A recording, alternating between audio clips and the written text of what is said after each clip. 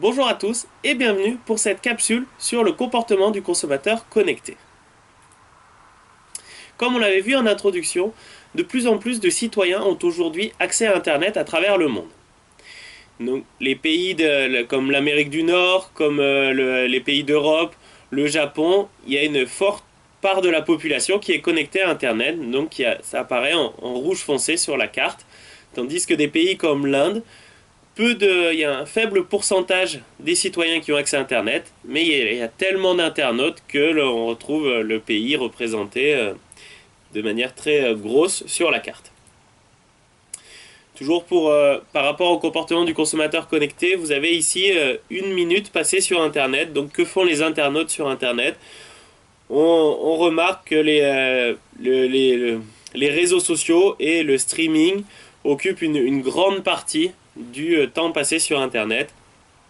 Et il y a aussi de plus en plus d'achats qui sont réalisés en ligne.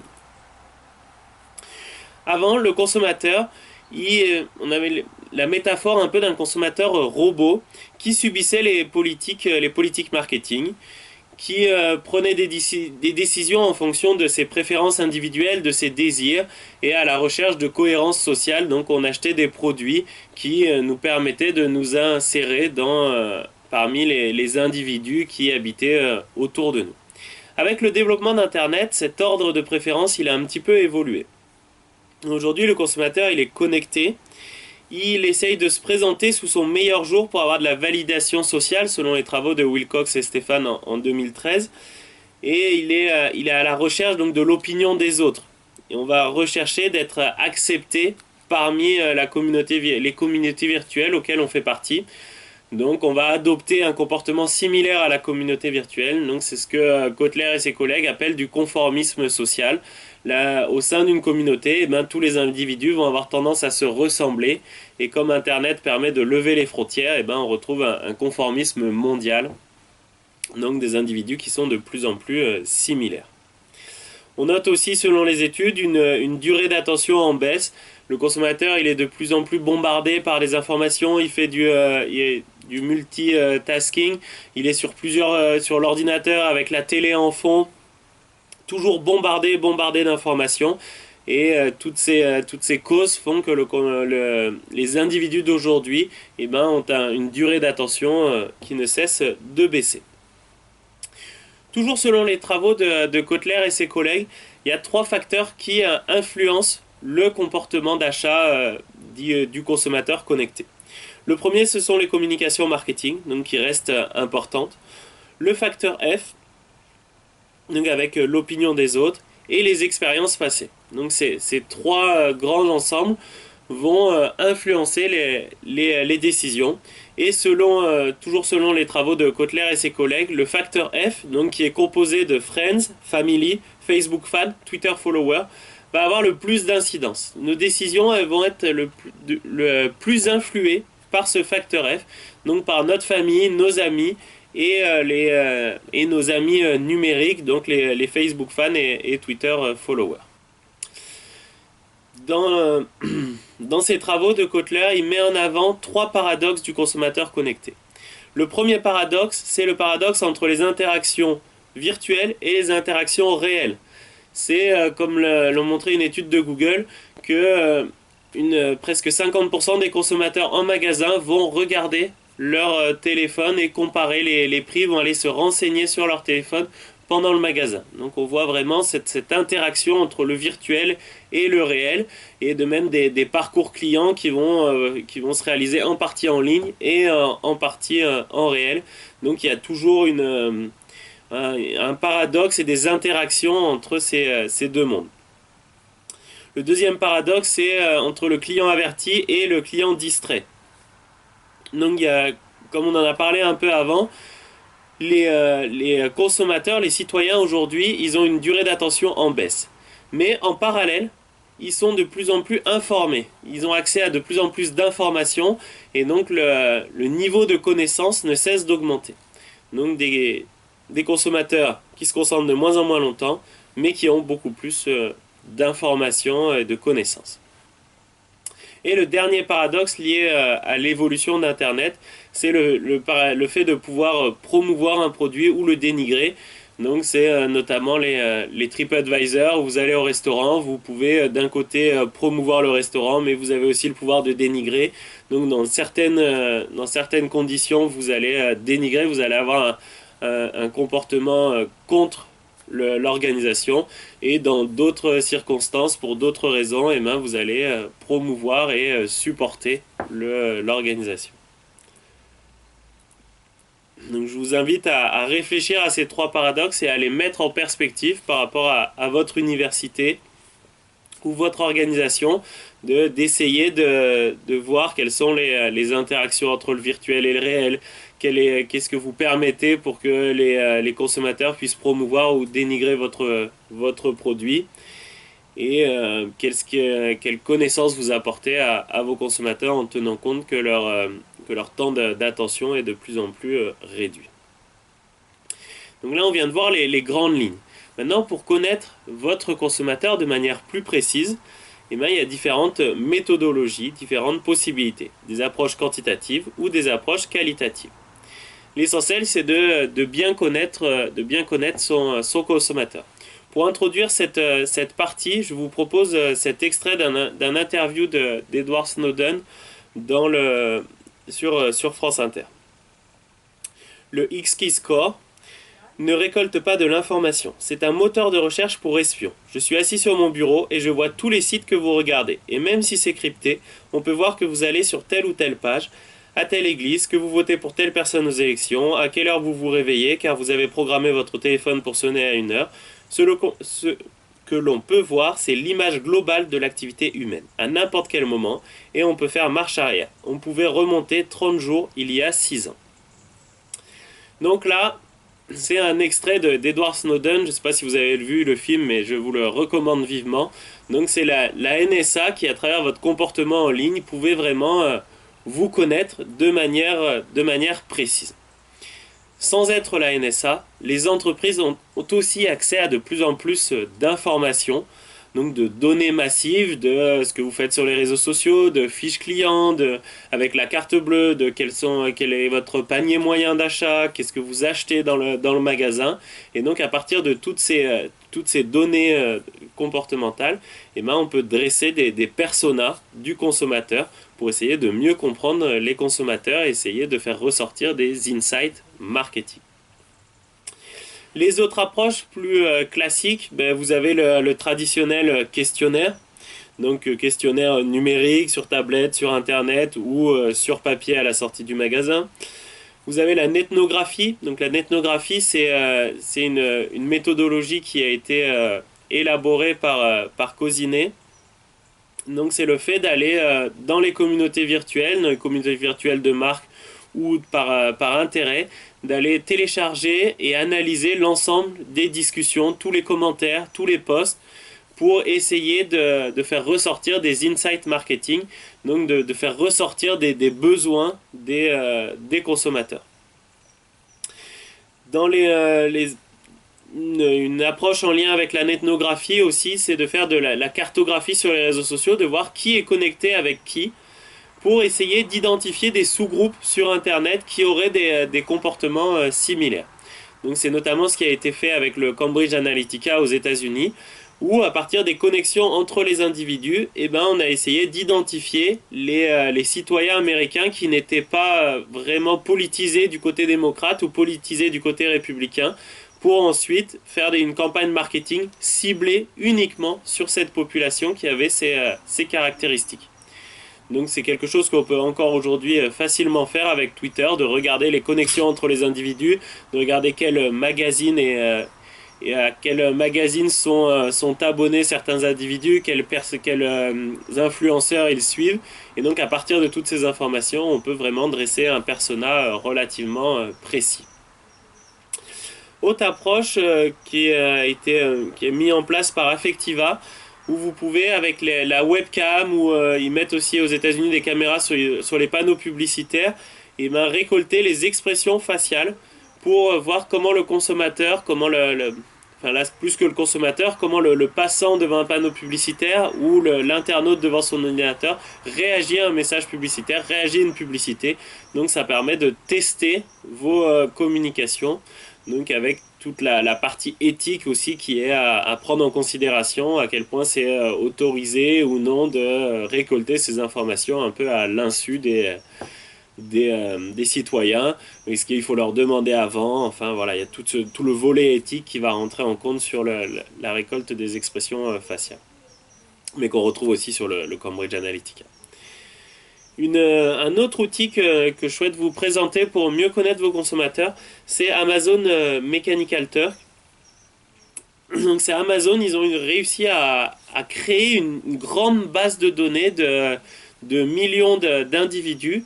Et donc vous pouvez, si vous avez un questionnaire, vous le mettez sur Amazon Mechanical Turk, et pour environ $1, c'est vous qui décidez quel prix vous mettez, environ $1 par réponse au questionnaire, et bien vous allez avoir des centaines de répondants ou des milliers de répondants qui vont évaluer votre campagne publicitaire, qui peuvent traduire un texte, enfin qui peuvent réaliser n'importe quelle tâche sur l'ordinateur. Donc c'est quelque chose qui fonctionne vraiment bien si vous avez besoin de réponse rapide pour une stratégie marketing, sur une couleur, sur les personnages à choisir, sur un influenceur. Mais vous pouvez comme ça avoir rapidement un retour sur un questionnaire. Donc c'est un outil qui à moindre coût fonctionne très bien. Amazon Mechanical Turk. Et les autres informations aussi que vous n'avez pas à chercher, c'est celles que vous avez déjà au sein de votre entreprise. Donc là on retrouve les données massives avec cet exemple de McDonald's qui a analysé 2 ans de tickets de caisse et a réussi à faire des liens entre 6 milliards de lignes de transactions et des typologies de clients. Parce que comme vous le savez, on peut aller chez McDonald's le samedi après un match, y retourner dans la semaine parce qu'on n'a pas de temps au travail, et puis la pause est courte et donc du coup on veut optimiser le temps, et puis peut-être le dimanche on va y retourner en famille, et donc à chaque fois on va commander des choses différentes, on va avoir des comportements différents, mais on est toujours la même personne.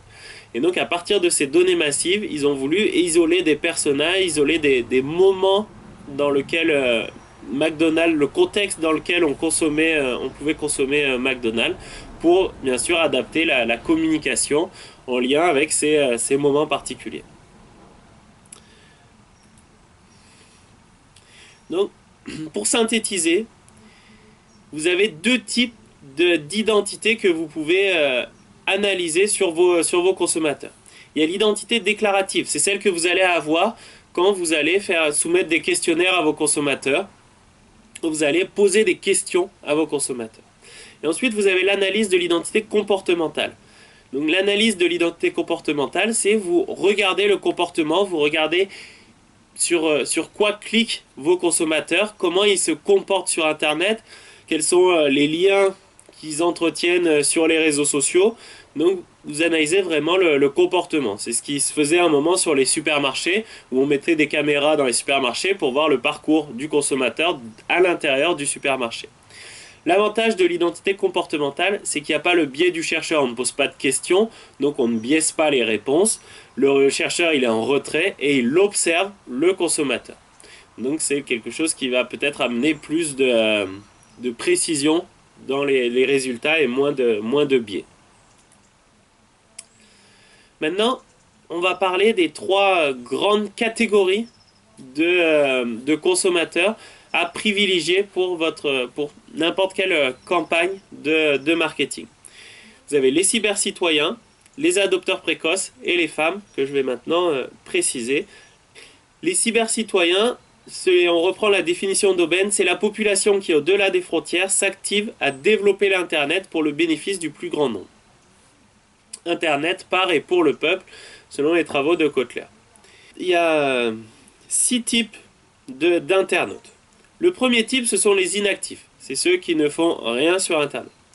Le deuxième type, ce sont les spectateurs. C'est ceux qui vont regarder le contenu et qui vont lire ce qui se passe sur Internet. Ensuite, vous avez les suiveurs. Ils tissent des liens sur les réseaux sociaux. Les collectionneurs, ils ajoutent des balises aux pages web et suivent des flux RSS. Donc, ils vont commencer à compléter et à faire le lien entre les pages. Les critiques, donc ça on en a parlé, c'est vous allez sur TripAdvisor, vous mettez des commentaires sur les films, sur les produits sur Amazon, donc vous ajoutez vous créez du contenu. Et ensuite les créateurs. Donc c'est ceux qui vont créer des sites web, c'est la dernière catégorie, c'est ceux vraiment qui vont participer à la création et au développement d'Internet. Les cybercitoyens, ce sont les trois dernières catégories. C'est ceux qui créent du contenu pour les autres. Donc les collectionneurs qui ajoutent des balises, qui vont compléter les pages Wikipédia par exemple. Les critiques, donc qui ajoutent des revues sur des remarques sur des produits, des films, de la nourriture, des hôtels, des voyages. Et les créateurs qui eux sont la catégorie qui participe le plus en créant des sites internet. Donc on va retrouver les webmasters. Parmi ces cyber-citoyens, on a deux grandes catégories, on va dire, qui s'affrontent pour caricaturer. Vous avez les cyberharceleurs, les trolls, les haters, donc qui vont amener du contenu négatif, qui vont critiquer les marques, qui vont faire des boycotts, qui vont lancer donc des éléments qu'on pourrait appeler négatifs. Et en face, vous avez les partisans, les évangélistes, qui eux sont des fans des entreprises et qui vont défendre les entreprises. Sachant que pour qu'une entreprise elle soit défendue, en général, il faut qu'elle soit attaquée et vice-versa. Vous avez, par rapport à ça, le YouGov Brand Index qui va vous dire le nombre de détracteurs que vous avez par rapport au nombre de partisans que vous avez pour une marque. Donc là, dans l'exemple avec McDonald's, il y a 29% de détracteurs pour 33% de partisans. Donc les cybercitoyens, c'était la première catégorie. Pourquoi ils sont très intéressants? Parce qu'ils créent le contenu sur Internet. Donc c'est eux qui vont créer du contenu, c'est eux qui vont influencer Internet. Ils vont créer le contenu et les autres vont regarder ce contenu. Donc il faut, dans une campagne marketing, c'est important de les associer parce que ce sont vraiment des influenceurs sur Internet. La deuxième catégorie importante et intéressante pour une campagne de communication ou pour un lancement de produit ou pour toute stratégie marketing, ce sont les adopteurs précoces. Les adopteurs précoces, qui sont un concept qui vient de Roger. Donc vous avez la courbe ici des adopteurs précoces. Donc ce sont les individus qui vont adopter en premier votre produit, votre innovation, qui vont s'intéresser plus aux campagnes de communication. Donc ce sont les premiers acheteurs qui, eux, vont en parler aux autres. Et ensuite, il va y avoir la majorité précoce, la majorité tardive qui vont acheter le produit. Mais la majorité ne va pas acheter le produit, ne va pas accéder à votre offre marketing tant que ces individus qui ont une plus grande tolérance au risque, qui ont certaines caractéristiques particulières, vont adopter votre produit. Les caractéristiques particulières, en général, on retrouve des jeunes, entre 10 et 24 ans, difficulté de les suivre, ils créent des tendances, ils changent le monde, ils ont en général un niveau d'éducation supérieur, un niveau de revenu supérieur aussi, parce que si vous achetez régulièrement des innovations, en général il faut quand même avoir les ressources pour pouvoir adopter ces innovations. Et je l'ai déjà dit, une plus grande tolérance au risque, parce qu'ils vont adopter une innovation. On ne sait pas si l'innovation va vraiment fonctionner, si elle va vraiment répondre aux besoins du consommateur, donc ils vont prendre un risque. Mais une fois qu'ils auront pris ce risque, si le produit répond aux besoins, ils vont mettre leur sceau d'approbation et ils vont diffuser, faire du bouche à oreille auprès de leur communauté pour prêcher la bonne parole. Et donc c'est une cible à privilégier pour ces raisons. La dernière cible à privilégier, ce sont les femmes.